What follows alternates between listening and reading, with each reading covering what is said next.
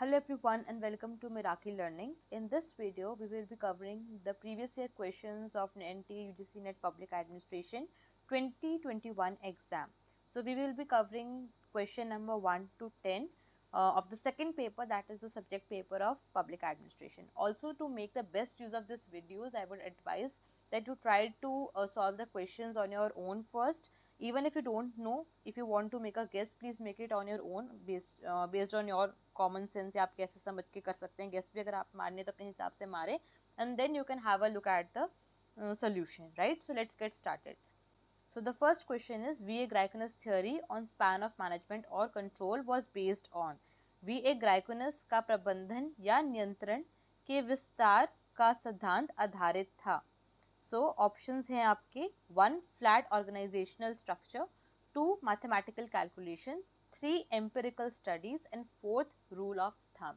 इनमें से किस पर? So when we study the span of control हम V.A. Greikunus formula करते हैं which tells कि एक सुपीरियर को कितनी रिलेशनशिप्स मैनेज करनी होती हैं, right? It is not about just the number of subordinates, it is also about the relationships among those subordinates, right? So the formula is which has been asked, R is equal to n 2 raised to power n by 2 plus n minus 1. So this is your formula, right? Where n is the number of subordinates जो आपके superior के under हैं and R is the relationship between them. So Greikunus ने क्या कहा था कि जैसे जैसे हमारे number of subordinates increase करते रहते हैं arithmetically, right? So the number of relationships between them which needs to be managed increases geometrically. Right तो जिनको ना भी समझ आप ये समझ लीजिए कि जैसे जैसे आपका n बढ़ेगा नंबर ऑफ सबऑर्डिनेट्स बढ़ते जाएंगे, जो आपका r है जो उनके बीच में रिलेशनशिप्स है वो कई गुना बढ़ेंगे, right? So that is your Graicunas formula जो स्पैन ऑफ कंट्रोल से कोड में हम पढ़ते हैं, right? So this is a mathematical calculation. So your option number 2 would be correct over here. इसमें मैं आपको वैल्यू पुट करके दिखाती हूँ एक बार. For example let us say that दैट A is a superior and उसके दो सबॉर्डिनेट्स हैं X एंड Y, राइट? तो यूजुअली हम समझेंगे कि अगर स्पैन ऑफ इसका जो स्पैन ऑफ कंट्रोल है A का वो क्या हो गया 2 हो गया. बट ग्राइकोनस क्या कहते हैं कि सिर्फ दो लोगों को मैनेज नहीं करना है, इनकी रिलेशनशिप्स कितनी हैं तो वो हम निकालते हैं. R is equal to N is over here 2, then 2 raise to power 2 is 4 divide by 2 plus n minus 1. तो 2 माइनस 1 इज योर 1. तो ये आपको कितना आ जाएगा? 2 प्लस 1 इज 3, 3 इंटू 2 इज 6. तो 6 रिलेशनशिप जो है यहाँ पे आपको मैनेज करनी पड़ेंगी, right? So A will be managing 6 relationships over here, not just 2 people, 6 relationships. One is your A will be managing X alone, then A will be managing Y alone. दो तो आपकी यही हो गई. Then X in the presence of Y and Y in the presence of X. Then X when X Y are together, right? उनको group में जब हम इकट्ठा वो जब टीम की तरह वो काम कर रहे हैं, and then Y when X and Y are together. So it will make 6 relationship. आपके 6 relationships हो जाएंगी. इतना डिटेल में समझना भी है. So you just need to know the formula and that is a mathematical calculation. So as the number of subordinates will increase arithmetically, your number of relationships which needs to be managed will increase geometrically. ये आपका mathematical calculation है जो ग्राइकोनस ने दिया था. Okay, सो और option number 2 would be correct. Next is who stated administration is now so vast in area that a philosophy of administration comes to bring a philosophy of life. प्रशासन का क्षेत्र अब इतना विशाल हो गया है कि प्रशासन का दर्शन शास्त्र जीवन दर्शन बन गया है. किसका कथन है? तो ये आपको एक स्टेटमेंट दी है. किसने बोला है? ऑप्शंस हैं Herbert Simon, 2 Marshall Dimock, 3 Fifner and 4th is a L.D. White, right? So this statement was given by Marshall Demock. Okay, so the like administration is so vast, it is everywhere, right? So if you understand the philosophy of administration, if one knows, yeah, if one is able to understand the philosophy of administration, one is very close to understanding the philosophy of life. So basically philosophy of administration is almost related to philosophy of life, right? So ये किसने कहा? This was said by Marshall Dimock. आप इसको याद कैसे रख सकते हैं? यू कैन जस्ट रिमेंबर कि डिमॉक ने फिलोसफी की बात की थी. So Dimock talked about philosophy of administration and philosophy of life. इस तरीके से आप इसको याद कर सकते हैं. So your option number 2 would be correct. is which of the following is viewed as an alternative to market and hierarchy in public policy and managerial literature? लोक नीति और प्रबंधन साहित्य में निम्नलिखित में से किसे बाजार और अधिक्रम के विकल्प के रूप में देखा जाता है? सो बेसिकली अब किसकी बात कर रहे हैं? ऑल्टरनेटिव किसका? Market and hierarchy. So let's have a look at the options. 1 professionalism, 2 networks, 3 collegiality and 4th is a procedural code. So if you know you will do it in one go. अगर नहीं आता है तो हम थोड़ा common sense लगाने की कोशिश करते हैं. ऑप्शंस को पुट करके देखो. ऑल्टरनेटिव मतलब इनको रिप्लेस करना है. Can professionalism replace market and hierarchy? क्या जो प्रोफेशनलिज्म है वो बाजार और अधिक्रम को रिप्लेस कर सकता है, उसको ऑल्टरनेट हो सकता है? No, it doesn't make sense, right? Even if अगर आप कंसेप्चुअली ना जाओ, just have a look at the language. आप इंग्लिश या जब अगर आपका मीडियम हिंदी है तब उसको हिसाब से देखो. प्रोफेशनलिज्म रिप्लेस कर सकता है मार्केट एंड हायरार्की को? It does not make sense, right? Networks may be, okay. Collegiality may be. Procedural mode की बात हो रही है, टाइप ऑफ मोड, तो क्या can it replace market and hierarchy? Does not make much sense. Okay, so option 1 and option 4 does not make much sense. आपका यहाँ पर आंसर आएगा ऑप्शन नंबर 2, ओके, नेटवर्क्स. सो अगर हम जब पब्लिक पॉलिसी और मैनेजमेंट लिटरेचर का जो हम पढ़ते हैं, न्यू लिटरेचर पढ़ते हैं, तो there have we talk about matrix organisations, we talk about network governance, right? तो इनकी हम बात कर रहे हैं. So option number 2 would be correct over here, right? Next is the book The Frontiers of Public Administration, written by John M. Goss, was co-authored by which of the following?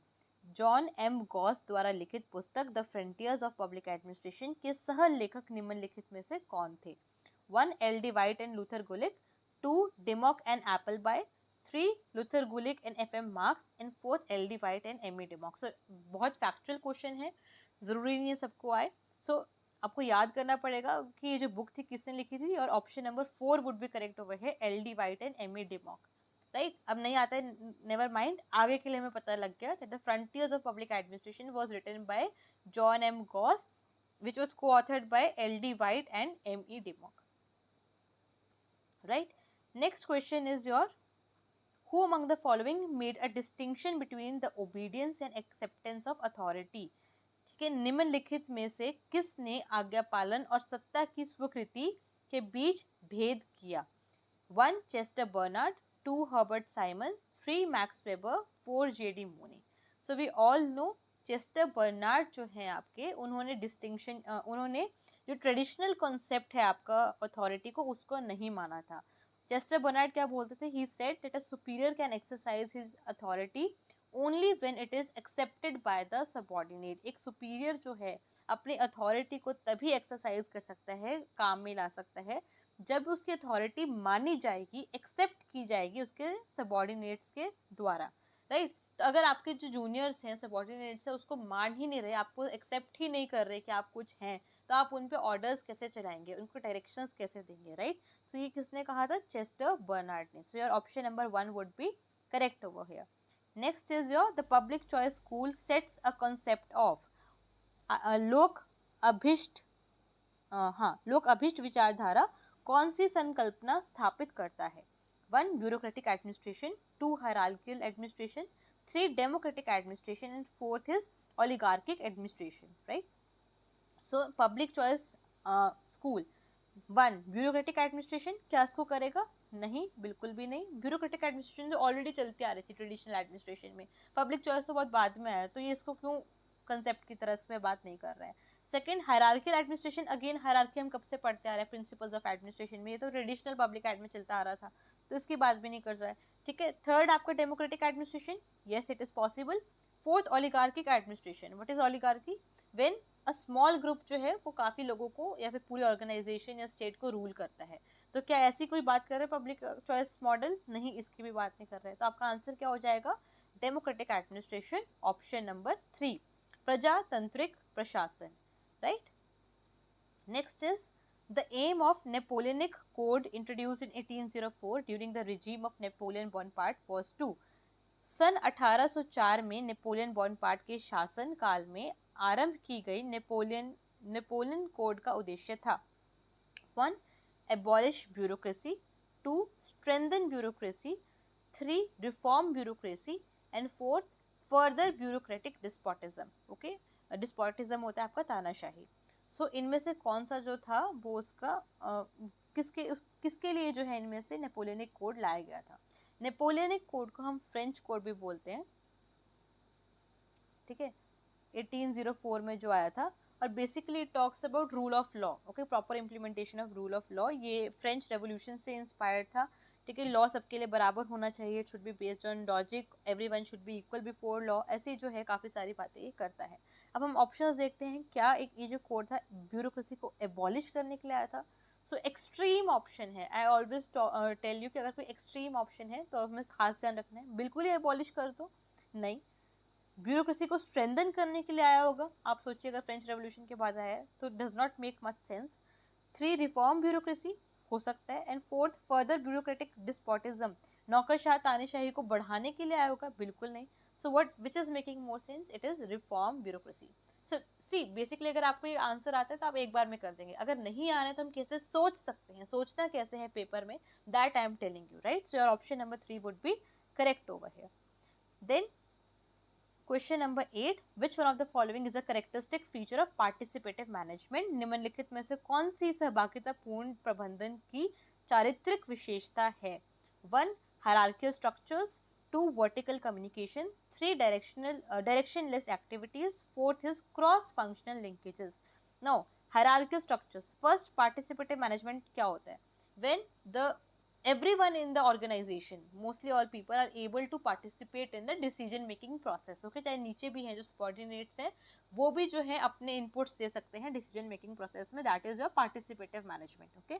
now अगर आपका hierarchical structure होगा, we know it is not very flexible, तो वहाँ पे ये possible होगा, वहाँ ये possible नहीं होगा। then vertical communication, okay, vertical communication इस direction में होती है, तो again vertical communication does not make much sense, it is very much related to hierarchy only, तो ये ऑप्शन भी नहीं होगा। थर्ड इज डायरेक्शनलेस एक्टिविटीज, मतलब कोई डायरेक्शन ही नहीं है, कुछ भी कहीं भी हो रहा है, ओके, तो प्रॉपरली मतलब कोई सिस्टम ही नहीं है, तो again that does not make much sense. And 4th is cross functional linkages, okay, अलग अलग फंक्शंस के जो लोग हैं, स्पेशलाइजेशन के लोग हैं, उनमें लिंकेजेस हैं। So people from different specialisation, people from different departments are able to come together, उनके बीच में लिंकेज है इसलिए वो साथ आ सकते हैं, उनमें आपस में बात कर सकते हैं, then they can give their inputs and participate in the decision making process. So this is making a lot of sense, your option number 4 is correct, which is the correct answer also, right। तो ये हो गया आपका 8th question. Next is Michael Crozier's the bureaucratic phenomena was a study of the bureaucracy of.